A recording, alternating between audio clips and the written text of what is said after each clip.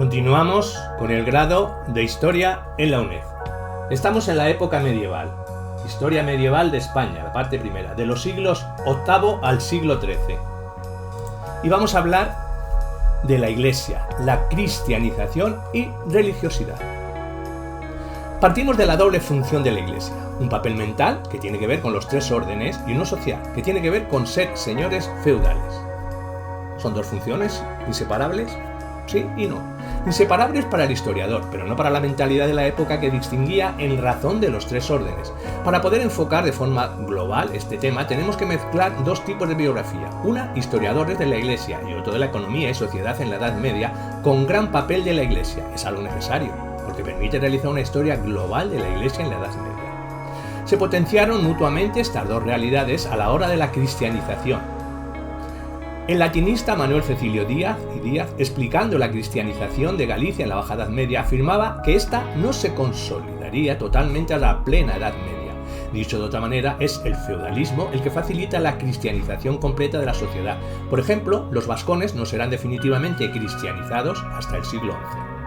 Otro factor del que hablaremos es la religiosidad popular, que como hemos visto es fruto de cierto sincretismo con las creencias indígenas.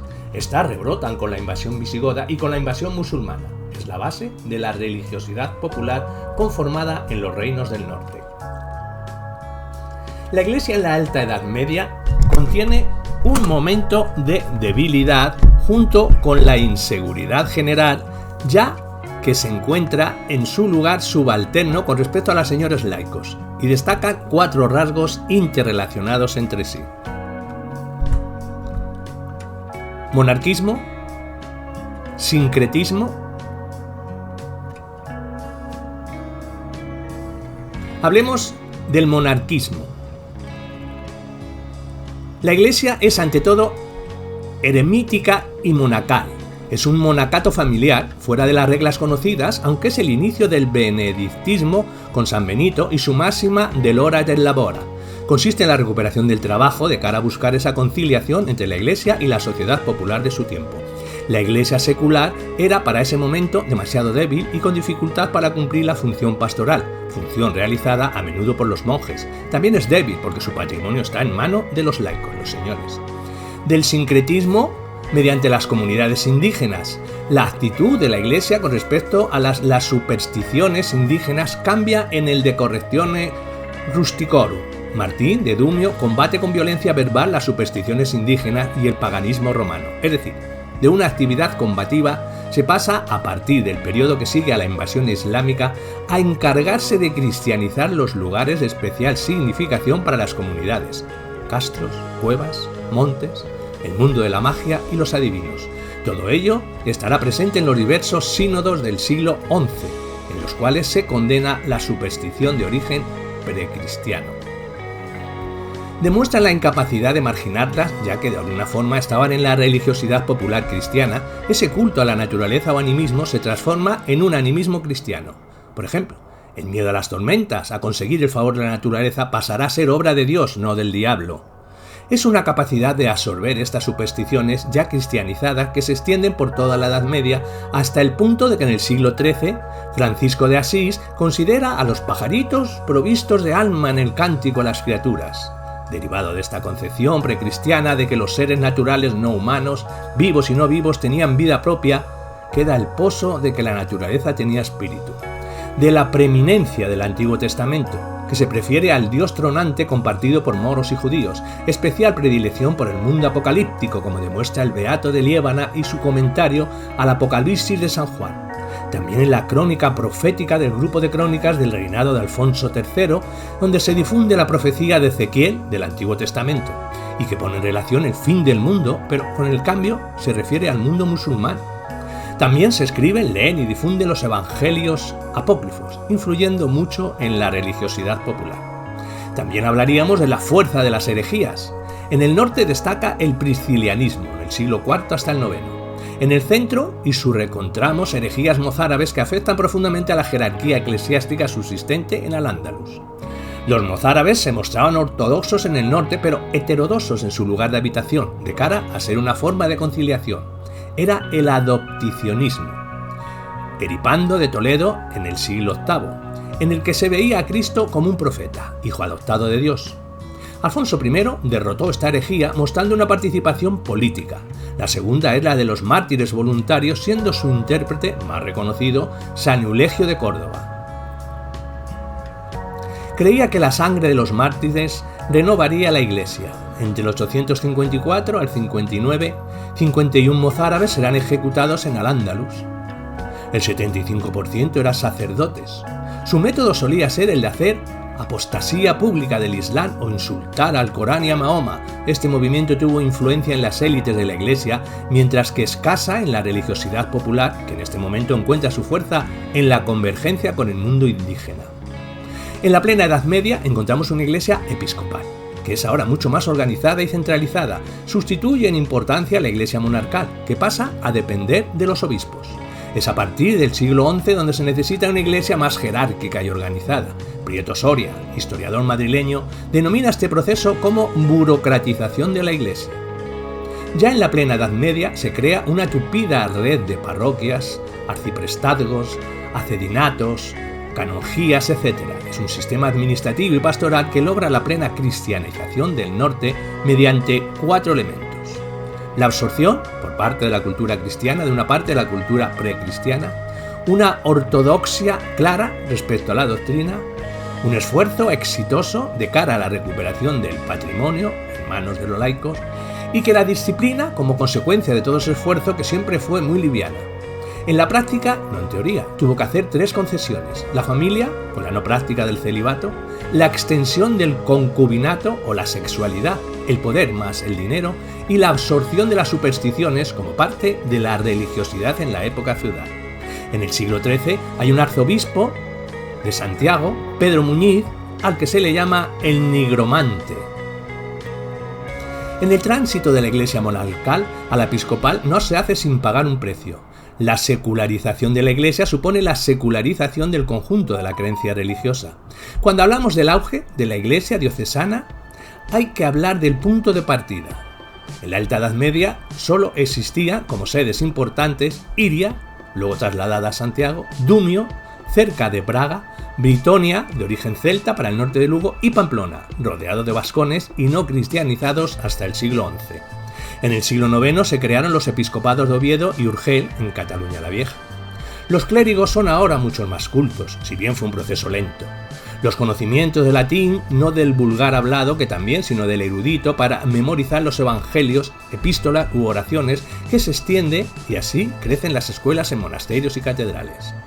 En el avance decisivo de la Reconquista en el siglo XIII, donde se llega hasta Sevilla y Córdoba, las coronas de Castilla y Aragón heredan un territorio de población islámica que no se quiere convertir. El proceso de cristianización, a partir del sur de Toledo, tendrá lugar en los siglos XIV y XV. La historia evoluciona en 2 etapas distintas, norte y sur.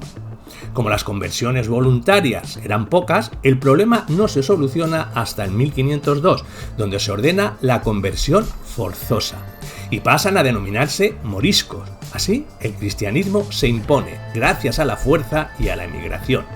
Aún con todo, lo más efectivo es el nuevo sistema social de señores y vasallos, además de esa iglesia mucho más organizada, a caballo de la reorganización de sus diócesis en señoríos feudales. Entre los siglos XI y XIII se genera una tupida red eclesial. Tiene este carácter mixto que es muy efectivo, ya que sirve como señorío y como administración pastoral. Los monasterios se reforman y durante la plena Edad Media se generan, aprovechándose del nuevo sistema social, grandes monasterios benedictinos que son también poderosos señores feudales.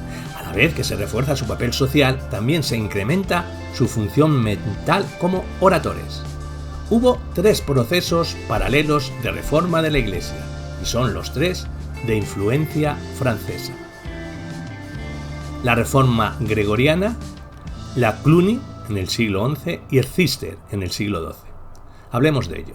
De la Reforma Gregoriana. Fue impulsada por el Papa Gregorio VII en el siglo XI y destacamos 2 dimensiones: conseguir que los reinos ibéricos declaren su fidelidad al Papa en una época en la que el papado trata de centralizar y consolidar su poder, que el nombramiento de los obispos pasase a ser atribución exclusiva del sumo pontífice. La liturgia también pasa a ser la romana en vez de la hispano-visigoda. En este sentido, también como resultado de la reforma gregoriana, comienzan a ser obligatorios los sínodos, presidios por el obispo, y los concilios que se adscribe al ámbito del reino peninsular o más.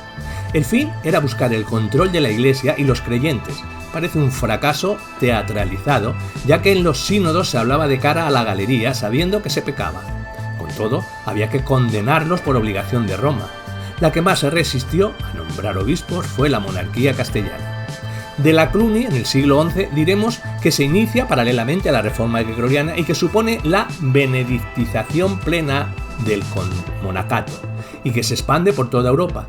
Sus orígenes en Francia se remontan al siglo X. Eran los llamados monjes negros a causa del hábito. No se valoraba el trabajo de la misma forma que con San Benito en el siglo VI. La orden está fuertemente centralizada, poseyendo un papel importante en lo que respecta a la promoción del Camino de Santiago. Y de la Cister en el siglo XII, diremos que nace en el monasterio de Citeaux, en Francia, en el 1098, y se les llama los monjes blancos, rompiendo con el hábito negro de los cluniacenses. Recuperan formalmente la obligación de trabajar para los monjes de sus monasterios, pero la mayoría de los que trabajan eran conversos, seglares generalmente, campesinos adultos no educados y que no podían tomar los votos, pero que vivían en el convento. Las granjas cistercienses jugarán un papel importante a causa de los avances tecnológicos. Rompen con la despreocupación del señorío alto medieval en la que se refiere a la productividad agraria. También juega un papel importante en la Reconquista en los siglos XII y XIII. Es una orden más centralizada, que parte de los órdenes militares que combaten en la cruzada y que están sujetas a las reglas del cister. En Aragón cuenta más el papel del cister en las órdenes militares, mientras que en Castilla cuenta más para la economía y la sociedad.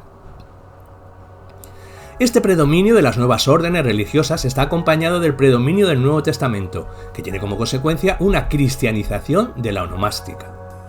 La Alta Edad Media es germánica y veterotestamentario. También supone este salto una difusión de los curas, que ahora tienen que memorizarlo, y por tanto un auge del uso de la cruz y de un marianismo culto a la Virgen. De esta plena Edad Media datan los inicios de la pastoral cristiana: bautismo, catequesis, predicación, uso del santoral, culto a las imágenes. Se convierte en esencial para la cristianización de la sociedad y la liturgia. También data del 11 la importancia de la penitencia y la peregrinación como forma de salvación y hacer penitencia. En cuanto a la difusión de la pastoral cristiano, no nos referimos solo a los nombres de los apóstoles de Jesús o a los mártires del cristianismo primitivo, sino también de los santos. Empiezan a aparecer santos en los reinos del norte, como San Rosendo de Celanova. Este ha generado la Leyenda Dorada, un libro de relatos hagiográficos que pone uno de los libros más copiados en la Edad Media, realizado por el benedictino Santiago de la Voráquine, a mediados del siglo XIII. Es en el concilio de Letrán, de 1215, donde se exige que los creyentes debían confesarse, al menos una vez al año. Cuando de verdad se empiezan a cumplir es tras el concilio de Trento. Es el que dificultará sus intereses que no siempre religiosos se le aplica la excomunión. La excomunión será un arma importante para extender la cristianización al servir como castigo a aquellos que infringen la ortodoxia o los mandatos de la Iglesia. Y con esta liberalización en la península, las herejías apenas tuvieron fuerza en la plena y baja Edad Media, ya que la Inquisición no llega hasta el siglo XV, estando activa en Francia desde el siglo XII.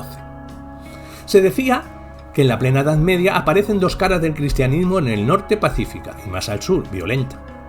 En el siglo VIII, lejos de la guerra directa con el Islam, se origina el Camino de Santiago, que comunica Santiago con la cristiandad occidental.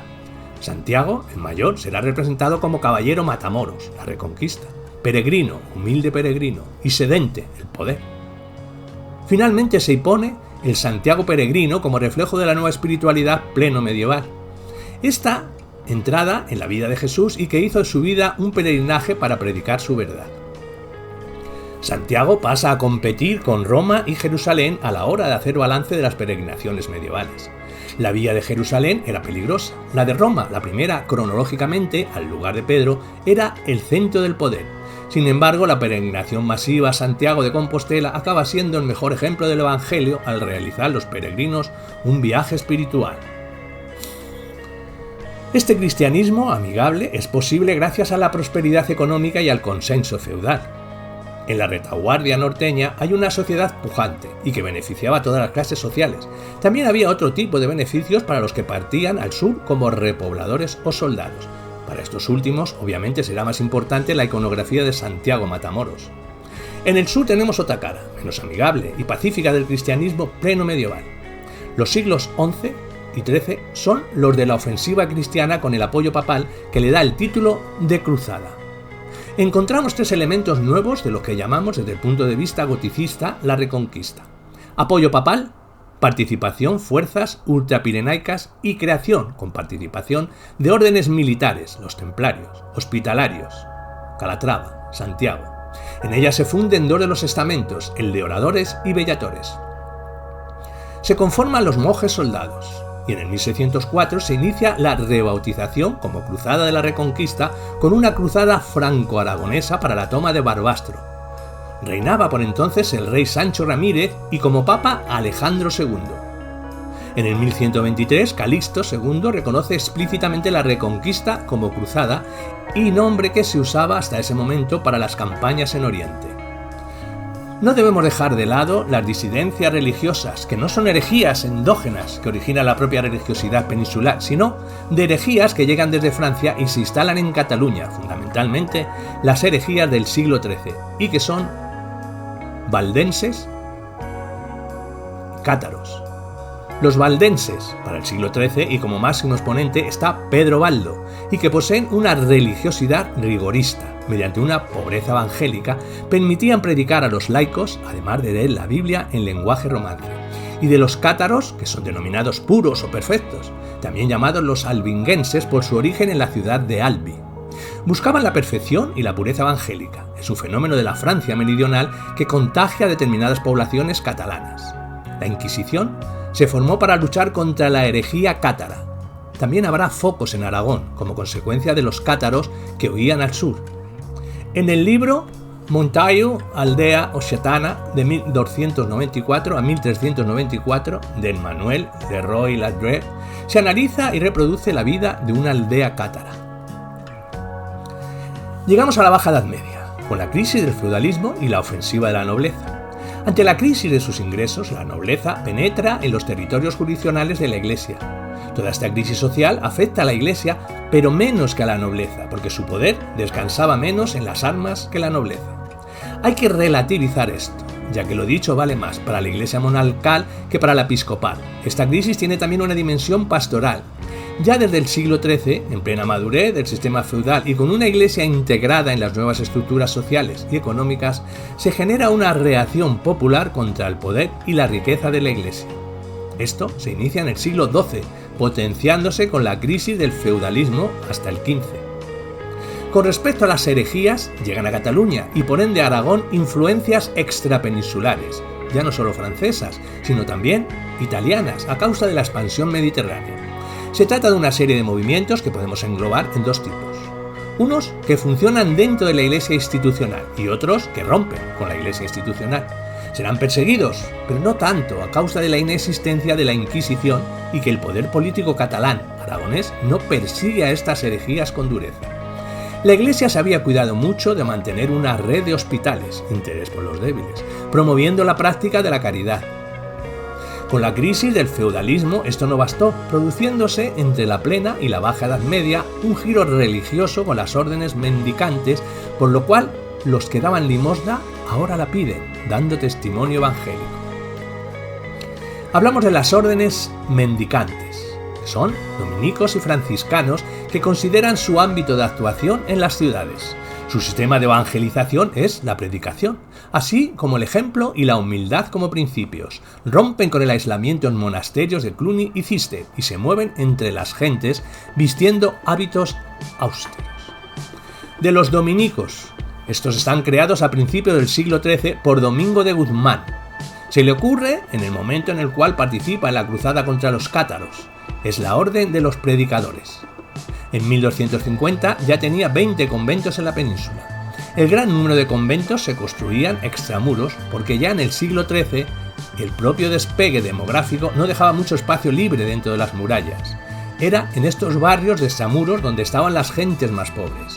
Predican la pobreza y difunden el Evangelio. Sus orígenes están del lado más violento del cristianismo, ya que salen a la luz cuando figuran como componente esencial de la Inquisición. De los franciscanos. El más coherente, con esa vuelta al Evangelio, en el 1208 fundan el primer convento en Italia y en el 1214 Francisco de Asís hace el camino. A finales del siglo XIV existían 42 monasterios en Santiago. Se llamaban a sí mismos los frailes menores. Su rama femenina serán las clarisas. Fundan una tercera orden, la de los seglares casados, a veces ortodoxos y a veces heterodoxos. Los franciscanos, más consecuentes que los dominicos y siempre estuvieron al filo de la herejía. El propio Francisco de Asís dejó en parte resuelto el problema. Peregrinó hasta Roma y se postró a los pies del Papa. Significaba acatar la obediencia a Roma. Y donde se dieron estos fenómenos de las herejías bajo medievales fue fundamentalmente en Cataluña y Mallorca, algunas zonas de Aragón y en menor medida Castilla. De los espirituales o fraticelli, el gran portavoz es Arnaldo de Vilanova, en el siglo XIII. Tenían una vida al margen de cualquier obediencia. Estaban en contra de la iglesia institucional y de los franciscanos conventuales, ya que son una rama disidente del franciscanismo. Se denominaban los hermanos del libre espíritu y tenían una concepción muy panteísta de Dios. Este está en todo a través del Espíritu Santo, que es consecuencia directa de la religiosidad animista indígena. Un ejemplo es a través del canto de las criaturas de Francisco de Asís, que confunde el Espíritu Santo con Dios, creyendo que el segundo estaba siempre presente a través del primero. No creían en los sacramentos, ni tampoco en la divinidad de Jesús. En esto último se observa una influencia adopcionista. De los beguinas. Tienen su origen francés en el siglo XII, son fundamentalmente viudas que tienen una vida en común. No es una orden institucionalizada, sino una comunidad monástica femenina desregularizada. Poseen una mayor influencia en el siglo XIV y en el noroeste peninsular. En cuanto a la simplicidad y panteísmo, tienen una influencia valdense y franciscana. Y por último, de los y las emparedadas. Las encontramos en Cataluña y Aragón. Para vivir en contacto íntimo con Dios, habitaban en celdas pegadas a los muros de monasterios e iglesias. Vivían de limosnas y de orar, más que de predicar y hacer penitencia al estilo mendicante. Conclusión. Las herejías de esta época fueron muy débiles para la península y se localizaron en las partes con mayor relación con Francia e Italia. Esto es lo que explica que prácticamente no hubiera Inquisición medieval, la cual fue creada en 1478 por los Reyes Católicos.